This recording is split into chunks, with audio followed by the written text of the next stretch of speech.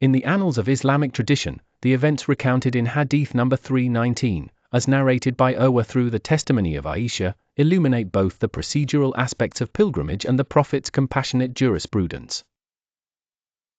This episode, situated during the Prophet Muhammad's, peace and blessings be upon him, final Hajj, dramatically outlines the rules and exceptions that govern the rites of Hajj and Umrah in the face of practical challenges.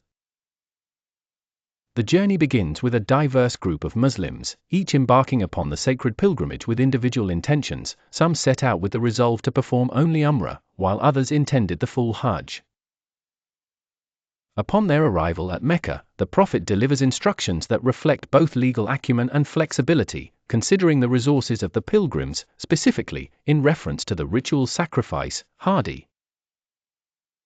Those without the sacrificial animal are directed to exit the state of Ihram after completing Umrah, those with a Hadi remain in Ihram until after its sacrifice, and those who aim for Hajj's completion are commanded to persist in their state of sacred purity.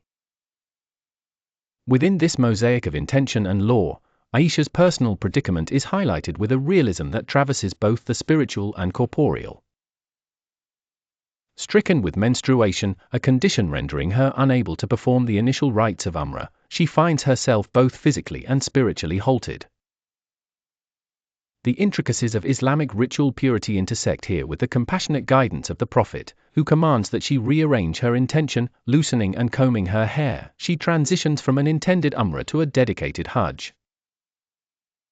This redirection underscores the principle that intention in worship remains responsive to circumstance, and that the path to devotion is navigable despite bodily limitations. Upon the successful fulfillment of her Hajj, Aisha's yearning to perform Umrah remains unquenched, emblematic of a wider desire among believers to attain completeness in worship.